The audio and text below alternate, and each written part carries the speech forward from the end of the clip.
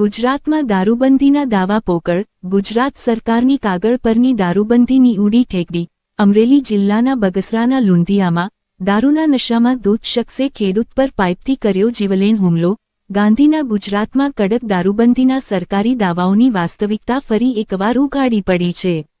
અમરેલીના બગસરા તાલુકાના લુંધિયા ગામે ખેતરના રસ્તા અને વાહન મૂકવાની સામાન્ય બાબતમાં દારૂની આખી બોટલ પીને નશામાં ચકચૂર બનેલા માથાભારે શખ્સે ઉમેશભાઈ વેલજીભાઈ પટોળિયા નામના ખેડૂત પર લોખંડના જાડા પાઇપ વડે માથા તથા શરીરના ભાગે જીવલેણ હુમલો કરી ઉમેશભાઈ પટોળિયા નામના ખેડૂતને લોહીલુહાણ હાલતમાં બેભાન કરી દીધા હતા.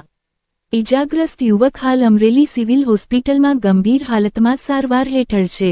ગાંધીના ગુજરાતમાં દારૂબંધી હોવા છતાં આ અસામાજિક તત્વ પાસે દારૂ ક્યાંથી આવ્યો અને કોણે પહોંચાડ્યો તે પોલીસ તંત્રની કામગીરી સામે મોટો સવાલ ઊભો કરે છે.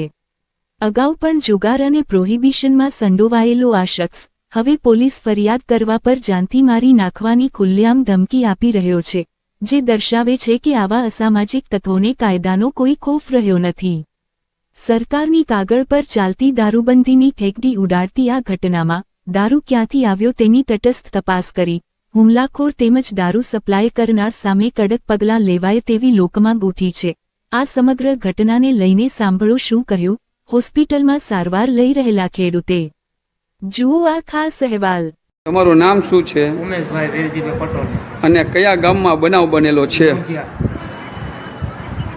પછી મેં ત્યાંથી ઠવડું લીધું કે ઠવડું અહીંથી ત્યાંથી લેવાય કેમ, એટલે મેં કીધું મારો રસ્તો છે કાયદેસરનો, લેવાય નહીં હું કામ. એટલે મેં ત્યાં મેં કીધી ગાડી કે એની બોટલ લઈને મીડો પીવા ને આવ્યો મારા ખેતરમાં. મને કીધું આજ મારી જ નાખું. તો મને માર્યો હોતો ને 4 ઘા માર્યા, એક કાંઈ માથે માર્યો, કાંઈ 2 કડે માર્યા, એક પીંડીએ માર્યો. પણ મેં કીધું કાંઈ વાંધો તો માર્યો. બીજું શું લોખંડનો પાઇપ ગાડીમાં રાખે તો આવો સાડો કાયદેસર હુમલો કર્યો.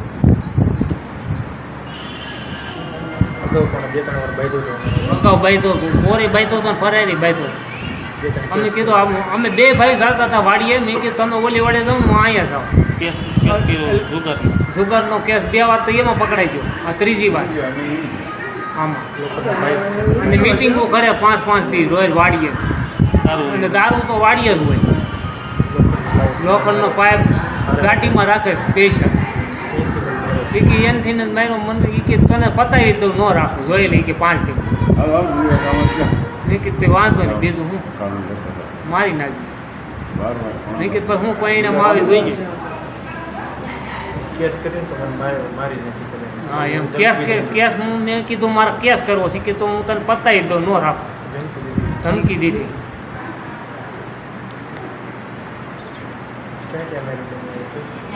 પીંડીએ, એક માથે, 2 કમરમાં, સાંભા પડી ગયા હસણ કમરમાં.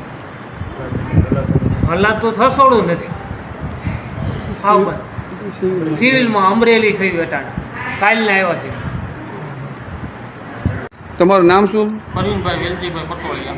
આ કયા ગામમાં બનાવ બનેલો છે? ગામ બગસરાનું લુંધિયા ગામમાં. શું બાબતમાં બનાવ બનેલો છે? આ કેળા બાબતથી અમારો કાયદેસરનો કેળો છે ને એ એમ કહે છે તમારે અહીંયા હાલવાનું નથી થતું. અને અમારા ભાઈએ ગાડી મૂકી દી, અને ગાડી મૂકી દે એટલે આ પાણી વાળતો ખેતરમાં ને એટલે એને એમ કીધું ત્યારે આ ગાડી કેમ તારથી અમે મેકાઈ આવું. એટલે આ કે અમારો કેળો છે એટલે અમે તો ગાડી અહીંયા મેકશું જ કે. એટલે કે તો એટલે એને નજર સામે દારૂની શીશી પીધી બોટલ, અને પરબારો જે હુમલો કર્યો અને 4 થી 5 ઘા મારી લીધા જોરદાર. અને પછી તો એ બેભાન હાલતમાં થઈ ગયો હતો. પછી એ મારીને ભાગી ગયો. પછી એને વાયા ભાનમાં આવ્યો એટલે વાયા ફોન કર્યો મારા કાકાને ને એને. કાકાએ મને ફોન કર્યો. એ રીતે થઈને પછી સિવિલમાં અમરેલી સિવિલ હોસ્પિટલમાં આવ્યા છે. અને જીવલેણ હુમલો કર્યો, એની માથે મારી જ નાખવાની ધમકી દીધી. અને આ એક આની પહેલાં જુગારમાં પકડાનો હતો, એની પહેલાં દારૂમાં પકડાનો હતો.